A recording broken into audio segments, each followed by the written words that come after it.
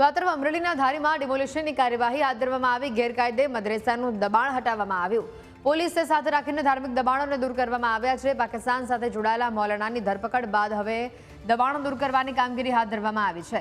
શંકાસ્પદ મૌલાનાના આપણે જણાવી દઈએ તેઓની ધરપકડ કરવામાં આવી છે। શંકાસ્પદ મૌલાના મોહમ્મદ ફઝલ અબ્દુલ શેખ ઝડપાઈ ચૂક્યો છે। શંકાસ્પદ હિલચાલને લઈને એસપી અને કલેક્ટરની ટીમ મદરેસાને લઈને તપાસ કરી રહી છે। મૌલાનાના વોટ્સએપમાંથી પાકિસ્તાનના ગ્રુપ પણ મળી આવ્યા હોવાની સૌથી મોટી ખબર છે।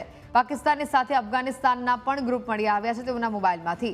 મૌલાનાની ધરપકડ બાદ રેવન્યુ વિભાગને તપાસ સોંપવામાં આવી છે, જેમાં મકાનનું ટાઇટલ ચેક કરતા આ મકાન 100 ચોરસ વારના પ્લોટમાં બાંધવામાં આવ્યું હતું તેવું સામે આવ્યું છે।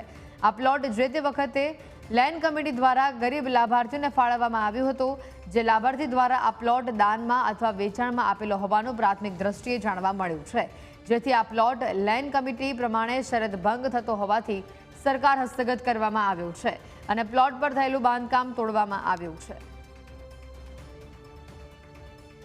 ધારીના હિમખીમડીપરા વિસ્તારમાંથી થોડા દિવસ પહેલા શંકાસ્પદ મૌલાના મળી આવ્યા હતા ને જેમની એસઓજી પોલીસ દ્વારા તપાસ હાથ ધરવામાં આવી હતી ને ત્યારબાદ આ મૌલાનાના વોટ્સએપ ગ્રુપમાંથી અફઘાનિસ્તાન અને પાકિસ્તાનના સોશિયલ મીડિયાના ગ્રુપ મળી આવ્યા હતા, જેના આધારે પોલીસ દ્વારા તપાસ હાથ ધરવામાં આવી હતી ને બાદ આ શંકાસ્પદ મૌલાનાને એટીએસને સોંપવામાં આવ્યા હતો। ત્યારબાદ જે હિમખીમડીપરા વિસ્તારમાં જે મદ્રાસા આવેલું છે તેમની સામે પણ તંત્ર દ્વારા કાર્યવાહી કરવામાં આવી હતી ને તપાસ હાથ ધરી હતી। ત્યારે આ મદ્રાસા છે તે અનલીગલી હાલતમાં હોય અને જે પ્લોટ ફાળવવામાં આવ્યો હતો ને પ્લોટ ફાળવ્યા બાદ આ જે જગ્યા છે તે શરત ભંગ થઈ હોય, જેના કારણે તંત્ર દ્વારા હાલ બુલડોઝર ફેરવવામાં આવ્યું છે ને તંત્ર દ્વારા સૌથી મોટામાં મોટી કાર્યવાહી હાથ ધરવામાં આવી છે, તેમજ જૂથ પોલીસ બંદોબસ્ત પણ રાખવામાં આવ્યો છે। ત્યારે પ્રાંત અધિકારી તેમજ ડીવાયએસપી પીઆઈ પીએસઆઈ સહિતનો કાફલો અત્યારે ઘટના સ્થળે છે અને જે મદ્રાસા તેની પર બુલડોઝર ફેરવવામાં આવી રહ્યું છે। Dashrathsinh Rathod, News capital,